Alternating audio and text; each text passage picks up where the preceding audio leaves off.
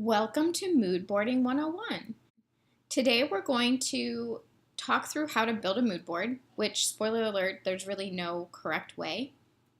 But I want to talk you through how I start gathering inspiration and using Pinterest, but then getting things off Pinterest in order to get a cohesive look and direction for a design that I'm making. Later in this sort of, I guess you would call it like the March content drop, we will be taking the mood board that I create and actually making designs off of it. I already have about 10 to 13 pins on the board already, but I want to continue to add to it and talk you through just some of the different things that I look for. And so if you go to my pins, basically as my account, you'll be able to see that I have this membership board created. And you can see all the different pins that I've added, and we'll continue to add to it right now. So I'm going to go back to the main Pinterest area, and I'm going to pin things that catch my eye. So I'm not going to overthink it. I'm really going to just be authentic to what seems interesting to me right now and be okay with the fact that I won't always use all of them. Some of the different things that I like won't really make it into the final design, and it won't feel that important. But I'm going to essentially save this pin that I just saw, which I think is kind of cool. And I'm going to save it to the Diamond membership board that I've created already. If you do not have a board created, you don't have to necessarily make that first. If I click save right here, you'd be able to create board, but I already have it made. So I'm going to click save right there, make it so that that becomes a part of my inspiration. And just I'm going to continue to scroll through whatever's on my homepage, which really just varies depending on what Pinterest is feeding me as promotional pins, and making sure that I'm really just being true to the things that seem visually interesting. So if you're starting to not like the things that you're seeing just right off the bat, especially if you're not very design focused, you might not be getting fed these kind of design things. And so I'm going to just type in, we'll just say colorful graphic design. And you're going to just see a ton of things that Pinterest thinks is relevant to your search. And so again, scroll through it, see what catches your eye. Make sure that you're getting a variety of things. Don't just only pin photos or only pin logos. Get a lot of different variety in there, and make sure that you're giving yourself just the ability to see expanded design work in a lot of different areas. So I'm going to click save right here. I'm going to add it to my membership board. And just making sure that, you aren't too critical. You don't give yourself too many rules. And I'm just going to keep saving about 5 more things, and then we're going to take it off Pinterest, because I do think that there's not a ton of productivity that happens through websites like this. I think it can definitely raise the standard or raise the bar to the type of design work that you think looks great. But overall, I want to make sure that we aren't staying in Pinterest for too long, because we have to make stuff. So I'm going to add this. And honestly, I can't really fully describe why I'm adding things. I think that I don't necessarily have a vision for what we're going to be making later in the course, but I do know what seems like a really nice color palette, or, if the design work seems unique or something that I would want to pull inspiration from. You can tell I'm really doing a lot of variety of colors, and I'm not trying to stay within any sort of lane or color scheme at all. We'll do one more. Let's do this one. Cool. So this just popped up. I'm actually going to click it and view my membership mood board. And so here you can see a lot of color, but also a lot of muted tones like grays and off-whites and things like that as the background canvas. And so, like I mentioned, I don't want to stay in Pinterest for too long. I think that overall, the way that it's displaying this inspiration isn't super helpful to me. And so whether I'm designing for myself or a client, I take it into Pixlr. And I'm going to scroll down until I get to the Pixlr Express, which allows me to create a really cohesive 9-square grid for me to take this inspiration off Pinterest and into something that's a little bit more curated. And so down here at the bottom, you can choose this 9-square grid.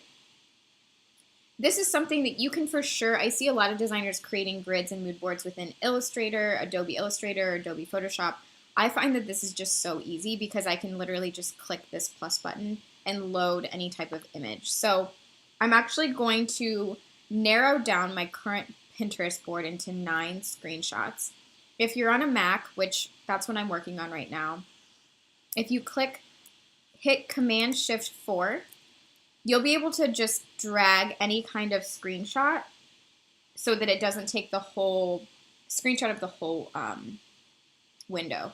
So I'm going to take that and I'm going to start loading these screenshots, which just ends up being on my desktop, into this board. And I'm really going to just pick my favorites. Maybe something, maybe as I get everything into my off Pinterest board, I'll start seeing things that feel a little off. Like this, I actually, when I look at it, don't really love the design, but as this pin, you know, you have like the logo and then the different posters and then a mock-up on a phone.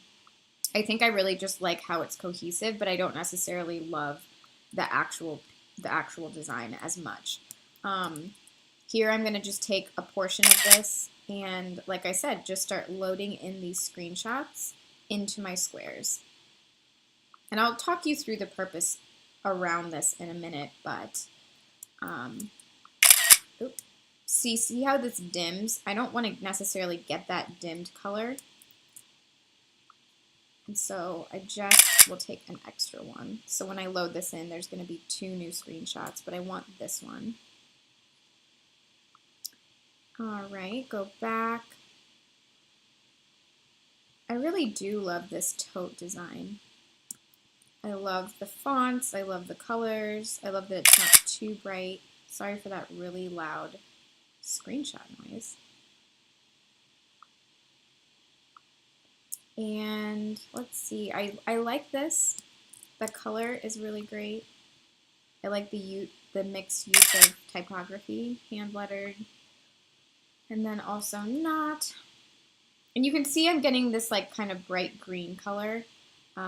Also those pinks that are coming through. And at this point, my goal isn't necessarily to just have a lot of pink design. I think that pink obviously will influence whatever I'm about to make in future videos, but it gives me a sense of, do I really want to own this color of pink, or is it just something that I can sprinkle in because it's clearly coming through in a lot of different things. Both of these right here are very, very high. I wouldn't say high. They're very close-up large type, so I'm going to actually make them so that they're not right next to each other. And this is just where you even get into figuring out, like, how do you like your designs. You know, you don't want it to be too skewed. I actually don't want to keep this one, so I'm just going to click out of it. And the rest of the ones that I take a screenshot of, I really want to avoid making it too pink. So I'm going to take this and I'm going to load it in right here. So now we're starting to get a little bit more of those earthy colors. And I'm going to take this one and I'm going to get just a, you know, it's basically you're just getting a crop of these different designs so that you're not too distracted by the actual design work. You know, you don't want to get it to where you're copying someone.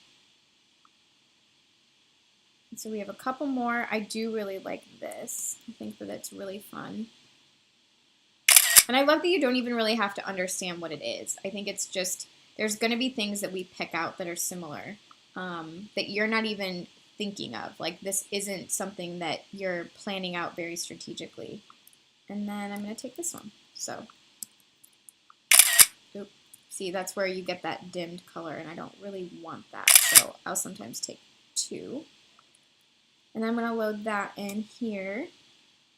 And then you start thinking through just, I like my boards to be very balanced. And so I'm thinking through just making it feel like there's breathing room. You can actually space out these, and I like that. I like that breathing room in between each snippet from our pin. And then I'm going to just click Finished, Save. I'm going to just call it Diamond Mood Board. Click Save. I'm going to save it to my desktop.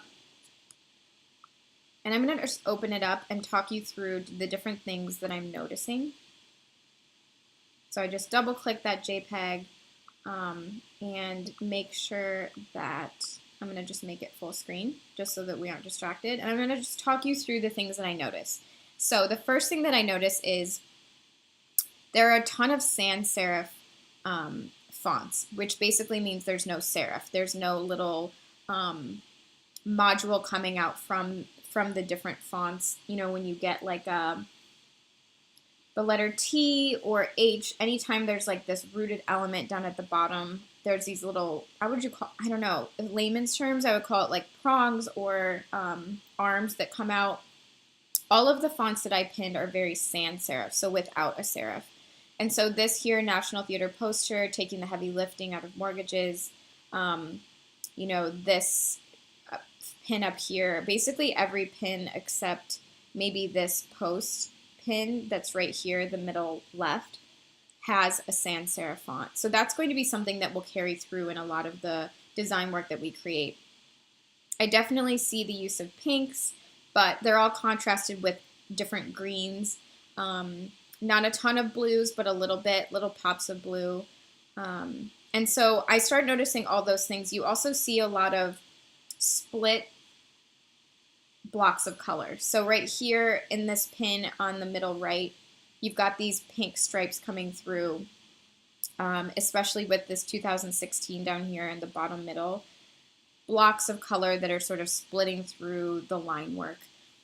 Even here where it says mean sandwich, you have the words splitting through into the different blocks of color, which I think is really cool. So without even vocalizing or, you know, consciously deciding that that's something that's interesting to me, I can start seeing things that carry through within each pin, or the things that I finally decide to use as influence. So we're going to be using this mood board in the design videos that are within this month's content, and start actually thinking through, how do you own it, and how do you not just copy someone and use influence without just ripping someone off. So hopefully that was helpful, and I will see you in the next video.